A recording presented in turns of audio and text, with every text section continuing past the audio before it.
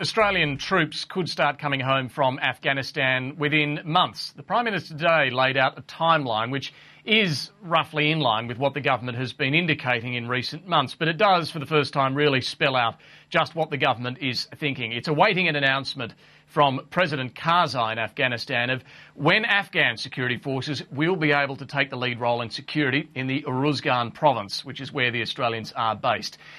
Then, once that happens, Australians can start coming home. Julia Gillard today, as we've seen, has said that the process will be a long one. It will take 12 to 18 months. By the end of it, we won't be doing the mentoring role we're doing now, and importantly, we won't be out on patrol doing some of that frontline combat with insurgents that has seen so many Australian casualties in Afghanistan. But is this a realistic timetable, and what sort of support will Afghanistan still need beyond that withdrawal timeline? Well, I spoke earlier this afternoon to Afghanistan's ambassador here in Australia, Nasir Andisha. He says that, yes, this timeline is in line with what Afghanistan is thinking, but there will still be a need for what he calls enablers, helicopters, intelligence support and even Australian Special Forces beyond 2014. He also says there will need to be a political settlement with elements of the Taliban, that both sides in this war need to be able to forgive each other for peace to have a chance. Here's our full interview with the Afghan ambassador earlier today. Ambassador, thank you for your time. Can I ask you firstly just to describe how you see the security situation in Afghanistan at the moment? Thank you very much. The security situation in Afghanistan is improving. I mean, people might think that what happened yesterday, the day before yesterday in Kabul, might not be a good evidence of what I'm saying, but overall the security situation in Afghanistan is improving. The spring we have had the first month of spring officially in Afghanistan, but we haven't seen a major spring offensive, save the one we had yesterday.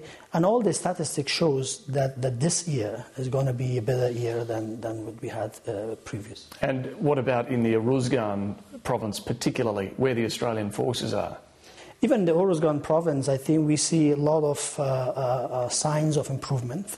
First, in the training of the Afghan security forces, mainly on the police side, because the Afghan army is almost more or less ready to take over the lead operations, and that's what they are slowly going to do. And Uruzgan will be announced, and the next tranche of transition means that our forces will be conducting these day-to-day routine operations. When is that due to be announced? I think I don't have an exact date, but it will be in the month of May. And Uruzgan will be part of that announcement? Uruzgan will be part of the third tranche. This is what the information we have. It might not be the whole province, but Uruzgan is definitely part of this.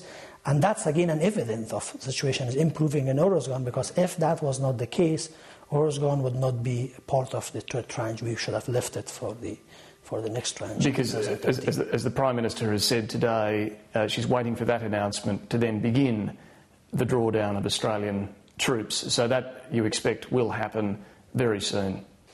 I think the announcement will happen very soon, but the drawdown is a process. As Prime Minister mentioned, it will take another 12 to 18 months for these forces to finish up their job first, meaning that the training should be finished altogether. And at the same time, we should make sure that we have enough enablers for our security forces who will be taken over from the Australians.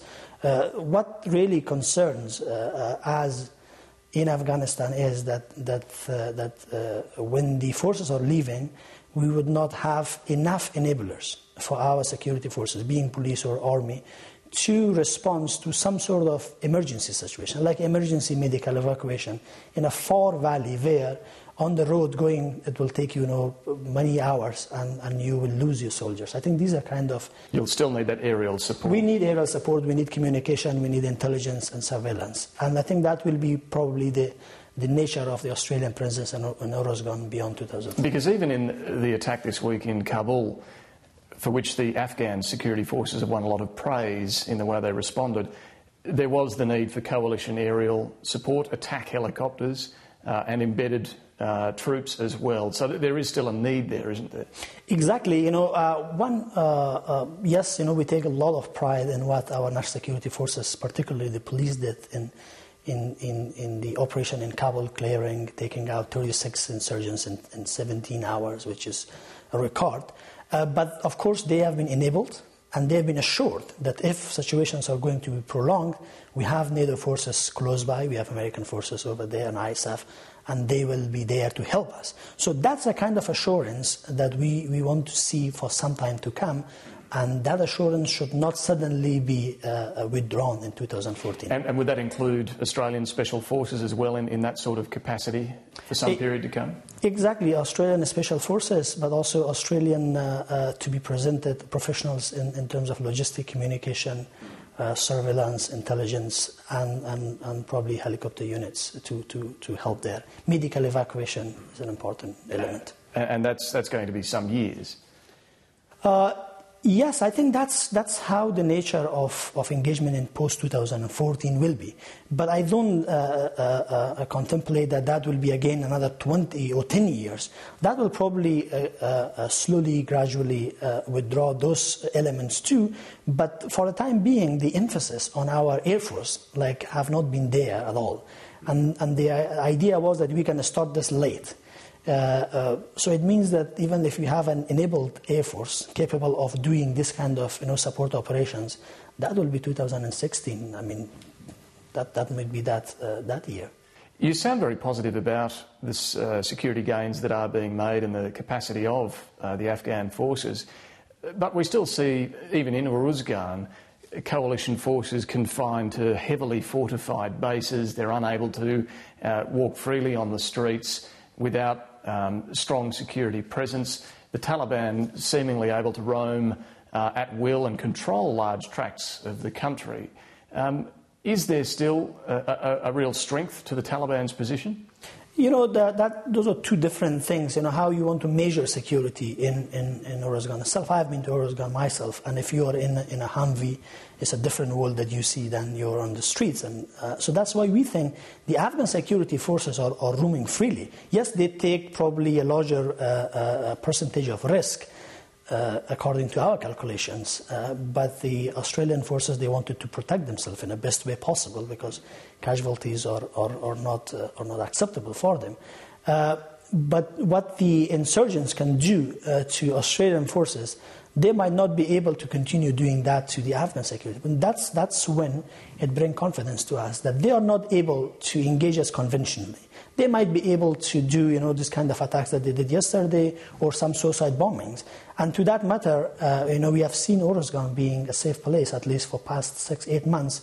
Just save one incident of suicide bombing that one of our Auzaid colleagues, Auzaid colleagues were injured, which we really regret that. But save that, we haven't seen any major incident. Nonetheless, the general view is there will need to be some Taliban involvement once coalition forces do start to draw down in some sort of political settlement in Afghanistan. Do you see it that way? Do you think there will be some sort of Taliban involvement? Yeah, we see that happening because one major reason or excuse for Taliban to fight is that you have the occupation forces in Afghanistan. And that might probably give them some level of support among different people in different regions of Afghanistan. So when we have transition finished, and this is what President Karzai time and again calls, that look, if you really truly are pursuing this, that the foreigners should not be in our country, so let's join, let's make a peace, so there should not be any need for international forces to be in Afghanistan. So they can leave and we can all live in peace if you are honest on your demand for the withdrawal of international security forces, because international security forces are here because you're fighting, because you're giving, you're not disassociating, you're associating yourself from Al-Qaeda. So you need two small steps. First, we are not with Al-Qaeda anymore, and then we are slowly, joining our government. I mean, it's an open society. They can take part in it. So we believe that probably we'll get, hopefully, a big chunk of reconcilable Taliban the way we are moving toward 2014. And those talks are underway? Those talks are underway. Those are very serious. Yes, we have the Qatar process going on. We are working with Saudi Arabia, with Turkey, to make sure that these reconcilable elements, the one who are going to renounce violence. But when it comes to groups like Afghan Network, the one who are affiliated to the intelligence agencies of neighboring countries, and they actually tag groups that their survival and their existence is to be a criminal group, basically. I think with those people, we have to eliminate them, and there's no way out. You referred there to the Haqqani network being linked to the intelligence agency of a neighbouring country, Pakistan. What role is there for Pakistan in reining in the Haqqani network to eventually secure peace in Afghanistan?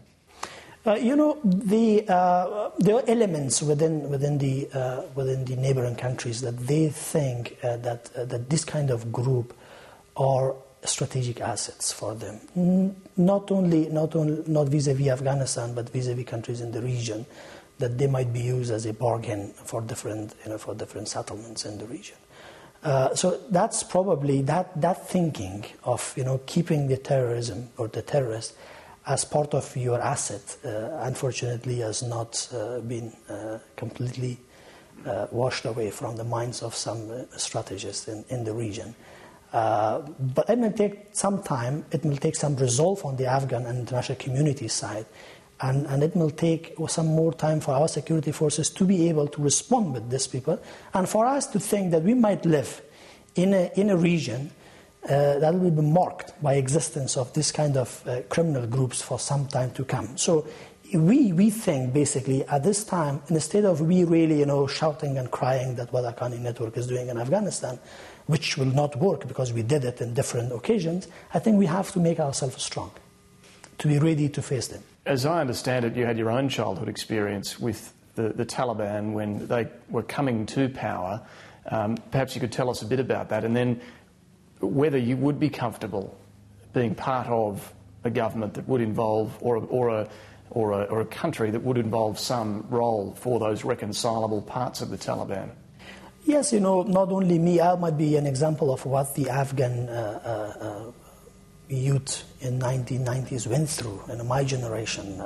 As I mentioned in different interviews, that I lost my classmates when I was studying in Mazar Sharif. I was doing medicine there. They were literally killed by the Taliban group there just because they were there. I don't know, because they were in that university in the wrong time in the wrong place. And they opened fire on the yeah, they were just fired in a hostel room at the university in Mazar Sharif. But then there is a reality that yes, we went through a lot of fighting. If fighting could have saved Afghanistan, the kind of brutal campaign, scorched earth campaign that the Taliban had, that might have been saved this country, which was not possible. I mean, the Afghan people, throughout these 30 years of the war, they find out, be it in the Taliban side, be it in the other side, that war is not an answer. And the more we continue, the more generation we are losing in this war. So ultimately, we have to forgive. Both sides have to go through some campaign of forgiveness, but the forgiveness might not be mistaken by surrender. I mean, the Afghan people, who have went through these dark years of the Taliban time, will never ever surrender. But we might be able to forgive the people who did those brutalities. That also for the sake of a sustained peace, because Afghanistan is the home of all Afghans, be it Taliban or be it Afghan soldiers. There might be families that they have one soldier and one Taliban, but for that family is called themselves an Afghan family, and for us to get together, probably we need a reconciliation among ourselves. Ambassador, thank you. You're welcome.